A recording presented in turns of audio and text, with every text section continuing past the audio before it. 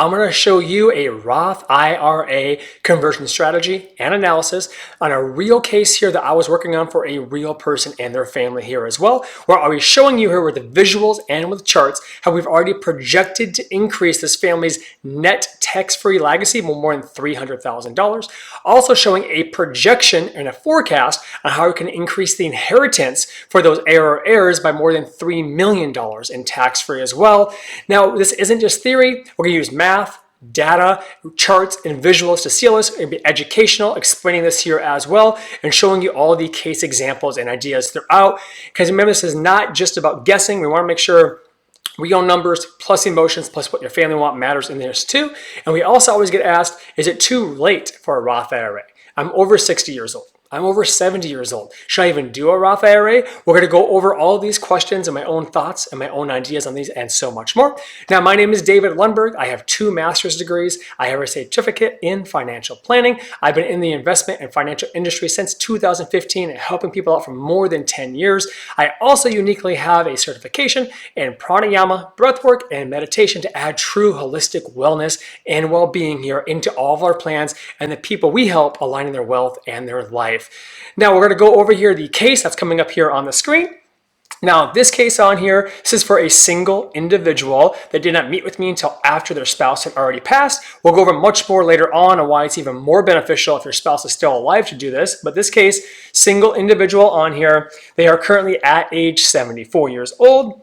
They want to have a total legacy increase to their family is the main thing here. So eventually we're going to show you how we got the projection of $3.2 million roughly on here. And we're going to show you that projected death, how we have roughly about $320,000 in tax-free additional legacy on here. Now this family also came to me and said, hey, we want to make sure that our heirs get the most amount of money. That's most important to me, not just how much money I can spend before I die on here. Now, in all of our software, we have to project an age or longevity. So in this scenario, we said, hey, project them going to age 85 is when we project them to pass away on here is what we are showing. Their current situation, they have an IRA balance of roughly $3,100,000. They have no money in a Roth IRA. They have a brokerage account of roughly $1,100,000 that has a cost basis, that has short-term capital gains and long-term capital gains in here as well. They have money in their bank account, roughly $620,000. They also have a few real estate investment properties as well. And their Social Security benefits they're currently receiving is $3,100 per month. And so we're going to be looking at on here is, how can we increase the net legacy? It doesn't make sense to do a Roth IRA conversion. What are the break-even points? What are the taxes involved? And what currently is happening and so much more on this so we can see on here how we can best help this individual. Now, am I too old for a Roth IRA conversion? I'm over 60. I'm over 70.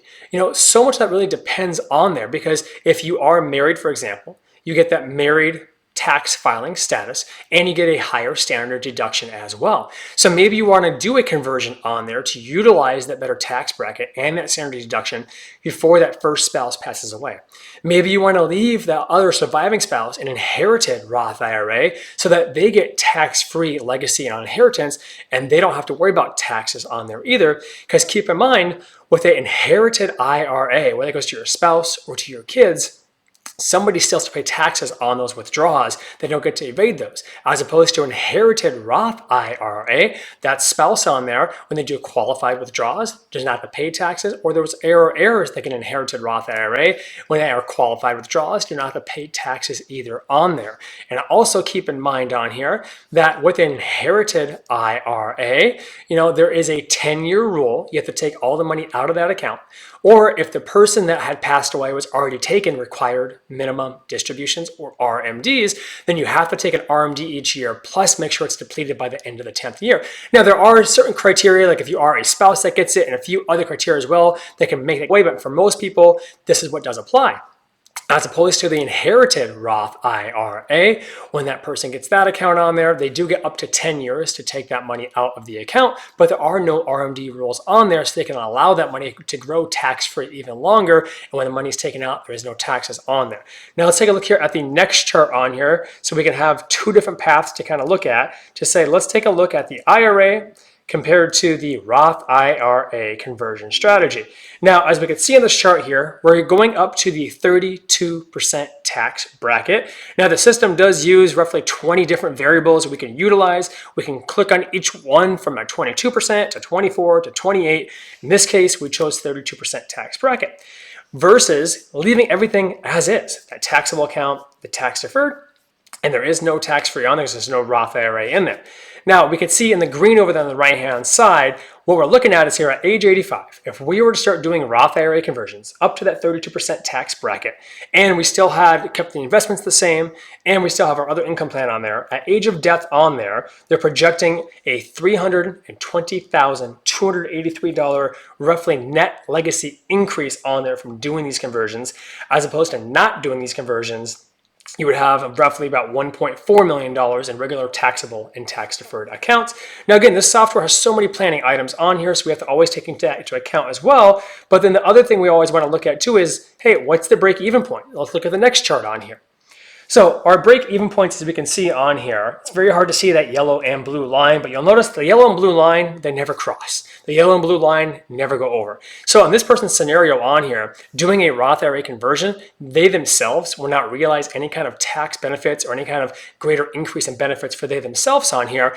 But again, their main goal or purpose on here was to have a larger estate and a larger inheritance to be passed on. So if this person said to me, I want to have the most money while I'm alive, I would not do a Roth IRA conversion strategy on there because they're going to get less money by doing the conversion strategy on here.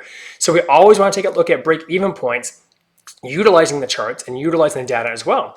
Let's take a look here at this next chart that is coming up on here. It's kind of a bar graph type chart on here. You can see the blue is the Roth conversions to that 32% tax bracket. The yellow is the taxable or tax deferred, or leaving everything here kind of as is. Now, the numbers are kind of small there in the bottom left, but again, we have the age going till the end of age 84 because we are projecting at age 85 is when that person does pass away. But it is showing you on here the different incomes and taxes involved regarding these two strategies on here and how much taxes this person would have to pay if they were to do this each year. And again, the goal is to leave a larger tax-free legacy to their heirs and allow their heirs to have a larger tax-free legacy them on their self. Now, we also want to go ahead and look at on here is, okay, let's say that there's an inherited Roth IRA and we wanted to leave that to the heirs. So an adult children or adult children overall together that are on here. Now, with those adult children on here, we could say, hey, they've now inherited Roth IRA, and those adult children on here have up to 10 years to take that money out because there is no required minimum distribution on the inherited Roth IRA. Now, let's go ahead and say on the time value of money calculator, at the time of Jeff, we're projecting on there that the Roth account's roughly $1,700,000. No more money is going into those accounts. We're going to average a 6% annual rate of return as our guess in the calculator. We're going to do it for 9 years because on year 10, you got to take all that money out. So for 9 years. So if we allowed that $1.7 million Roth IRA money to keep growing for 9 more years, so we take it out, we're roughly projecting to that $2,900,000 would be the future value of the overall Roth IRA account, which will be tax-free money. And when we add that to already in the beginning on there, the day one of roughly $320,000 on there, that is how we get to this next screen on here of a total projected and forecasted tax-free net legacy of $3,226,820.36 on there as a projection. Now, keep in mind, these are all just projections. They're all just forecasting. But we do know that the inherited Roth IRA, that is tax-free money when it's taken out as qualified withdrawals, as opposed to the IRA or inherited IRA, that money is taxable and RMDs can apply depending on the situation. So the most important thing here is don't guess. Look at a break-even chart. Hey, if I was to convert this money while alive, what is my projected break-even in how many years? 5 years, 7 years, 8 years, 15 years? Hey, I'm currently married on here. Is it better that I start doing a conversion right now while I have the married tax filing status and the higher standard deduction before my spouse or I pass away, and then they're in that single tax filing status on there and they get a lower standard deduction and maybe they're not able to do that conversion on here. So there are so many variables we always need to look at on here, and always what you have to ask yourself on there is saying, you know, hey, do I care about spending the most money while I'm alive? Do I want to have tax protections when I'm alive? Do I want my spouse protected when I pass away or they pass away? Do I want my heir or heirs to receive a more tax protected account like an inherited Roth IRA? So the most important thing here is to understand is that depending on what your goal is, depending on what you want for yourself, for your spouse, for your family, for your estate, for your legacy, depending if you want to have tax diversification protections with that Roth IRA on there, depending if you can afford to pay the taxes on here. But the biggest thing is don't just guess. It's math, it's science, it's data. We want to utilize that with a qualified professional to find out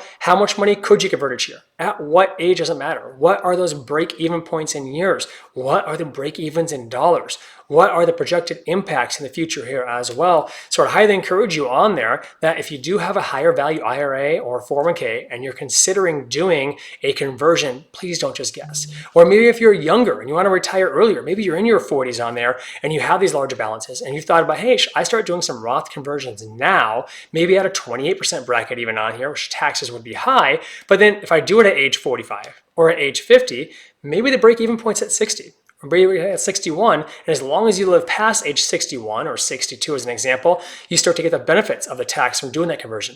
And you're also adding in future tax protection, some laws changing as well. So the biggest thing is don't guess. As a reminder, this is education only, not financial, tax, or legal advice. My team and I are always here to help out as best as possible. You can always comment here below as well. I'd love to hear your own thoughts, your ideas, and your feedbacks. Thank you so much again for watching and have an amazing day.